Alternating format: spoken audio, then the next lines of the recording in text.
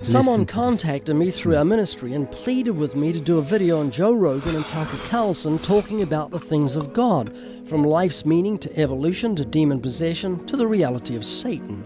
It was a long 3 hours, but I was able to capture the cream of their very interesting conversation just for you. Here we go. Right, like for sure the Kenneth Arnold sightings, that was really early on. That was like the early 1950s. He was seeing these flying saucers, these discs that were moving over mountains. Well, right. I mean, the prophet Ezekiel writes about it in the first chapter, wheels in the sky. These aren't UFOs. Tucker gets a little closer to the truth than Joe. Joe thinks they are UFOs. Ezekiel chapter 1, verses 1 to 39 is actually describing the incredible creatures that surround the throne of God. Correct. There is no evidence for Darwinian evolution. There's evidence for adaptation, that is, changes within kinds. Dogs changing into different dogs. You've got the Chihuahua, you've got the Great Dane. They're both dogs. There's changes within kinds, but there's not changes from one kind to another, let alone man and primates having a common ancestor. No evidence whatsoever. It's all received by blind faith. And that's why you don't actually... This is what happens when you don't look at the instruction book or you don't believe it. The Bible is God's instruction book. Almost every appliance comes with an instruction book because the manufacturer knows how to make things work best. We were created by God for God. All things were created for His pleasure, and our pleasure is God's pleasure. If you don't believe the Bible, you'll have no idea why you're alive or even the purpose for your existence. around us that we can't see, but that we... Even a secular person, a natural man who doesn't understand the things of God or the spiritual realm, can see that all this evil stuff is demonic in origin. There's a reason for that. History is moving really, really fast. We're right in the middle of it. I said, if I was Satan, if Satan was real, I would do that. Exactly. If Satan's real, if Satan was going to do something insidious and unbelievably creepy, he would do that. You think there's life after death? Of course I do. So far, this is a really, really interesting video. A lot of the facts that they've said. I love the way Joe Rogan, in fact, conducts a lot of these conversations. Some of the old Joe Rogan clips used to be a bit, he's really, really biased. But, he seems to be way more open. In fact, a ton of people are starting to believe that he might have converted to Christianity behind closed doors. But anyways, let's hear what these people are answering after this cute dog on the bike. You think there's life after death? Of course I do. Why do you say of course? I don't know, ever since I was little, I just kind of felt it. And then with the strange experiences I had over life, led me to believe what I believe right now. Okay, and what about you? Life after death? Life after death, yeah. I can have a reason to not think that there is. Heaven and hell? I believe in heaven and hell. Where are you going? Heaven. So what's the criteria for getting to heaven? I don't know. I'm not. Shouldn't you find out? I'm trying. I'm trying. Okay. And what about you? I do believe there is an afterlife. You'll believe in God? I do believe in God. And what about you? I believe in God. I believe in God, and I Yeah. believe in his life after death and some higher power.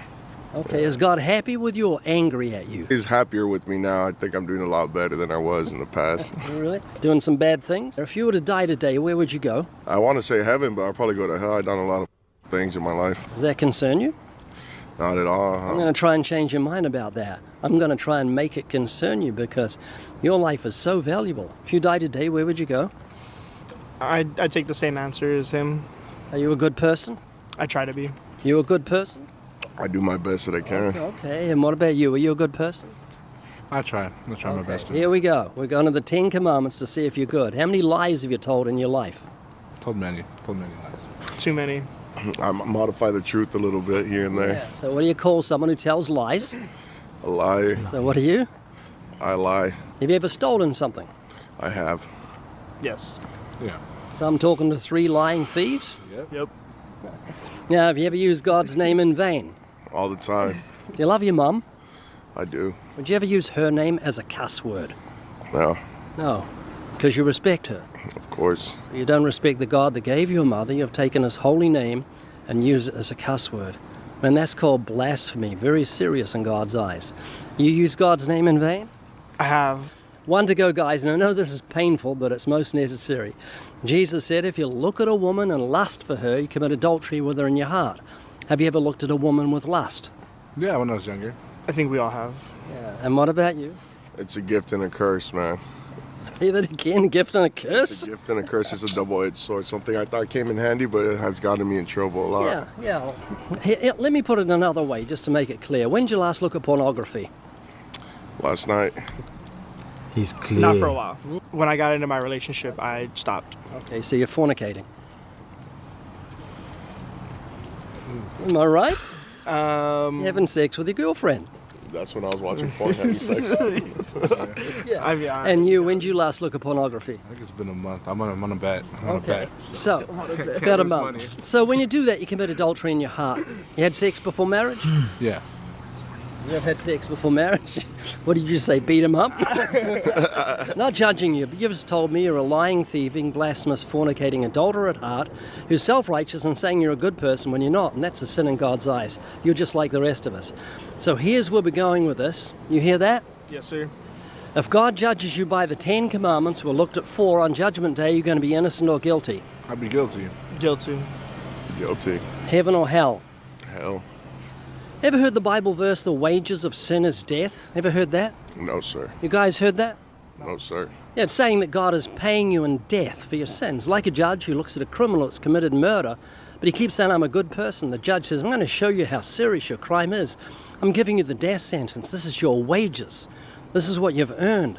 And guys, sin is so serious to a holy God, he's given you the death sentence. You're on death row. And your death will be evidence to you that God is deadly serious about sin. So if you die in your sins and you're guilty on Judgment Day, will you go to heaven or hell? Go to hell. Hell. Hell. I have a large throne waiting for me there and all my friends. Yeah, there's no love in hell, no friendship. All those things are gifts from God. So this is deadly serious. Guys, you don't realize this, but I love you, and the thought of you going to hell breaks my heart. So here's a question for you. What did God do for guilty sinners like you and me so we wouldn't have to go to hell? He died for our sins. Yeah, you know that? Died for our sins. Yeah, almost everybody knows that, but they don't know this. And guys, if you can get a grip of this, this is going to change everything for you. Don't let anything distract you, okay? The 10 Commandments are called the moral law.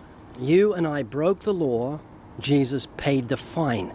That's what happened on that cross. That's why he said, it is finished, just before he died. He was saying, paid in full. Guys, if you're in court and you've got speeding fines, the judge will let you go if someone pays those fines. Even though you're guilty, say you're out of here, someone paid your fine. And it's legal to let you go.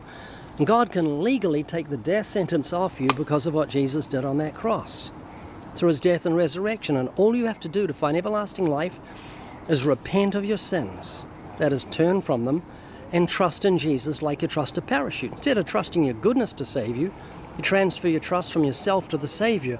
And the minute you do that, God will grant you everlasting life as a free gift. That's what the Bible teaches. So I see you nodding, so you agree. One last question for you.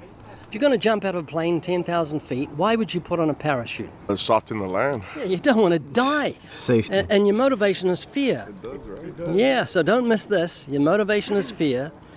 This guy's really good. I've never come across his content before. So thank you very much, subscriber, for recommending this. I'm enjoying this at the same time. But yeah, let's carry on, man. Crazy And that stuff. fear is your friend, not your enemy, because it's making you put on a parachute.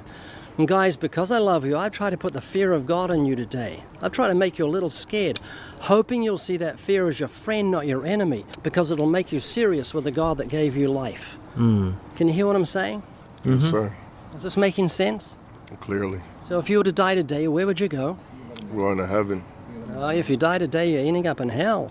But you need to repent and trust in Jesus. When are you going to do that? I got to do that every day and work on it every day. Yeah, but from today onwards. Is that what you're saying? Yes, sir. Are you sorry for your sins? I am. And what about you? I'm sorry. Really? You're not just saying it to be nice? No, I'm truly sorry. Are you sorry for your sins? Yeah, every day. Every day I am. You're willing to repent and trust in Jesus? Yes. And what about you? Yes. I am. Guys, would you be embarrassed if I pray with you? No, I wouldn't. Okay. Well, let's bow in prayer, shall we? Father, I pray for these 3 young men that this day they'll catch a glimpse of their own sinful hearts and they'll find a place of genuine sorrow for sin and that you'd grant them repentance and they'd pass from death to life, be born again with a new heart and new desires, with a love of righteousness and the knowledge they have everlasting life, all because of that cross and resurrection. In Jesus' name we pray. Amen. Amen. You guys have Wow. a Bible at home? No, I do not. So I'm going to give you a Gospel of John. You have Bible? I do. I'm going to give you a Gospel of John that you're going to love, and a book I've written called Scientific Facts in the Bible, and 2 in and out cards for dinner tonight. Is that cool? Appreciate it. Okay, let me get them for you. I was having a Living Waters exists as a Wow. Oh my goodness me. Oh my goodness me. What a video. The thing about evil is it destroys the vessel as well. So it destroys the body that it is contained or conducted in. That's how evil is. So it doesn't even spare you. That's what a lot of these guys are. I sold my soul to the devil. Hollywood, they made me fall, sign my name in blood, and all of this selling souls. They end up destroyed. So it gives you all of these temporary fake pleasures. For what point is for a man to gain the entire world but lose his soul? Man, the end is near. So check out this awesome video that you're seeing right there. I'll catch you on the next.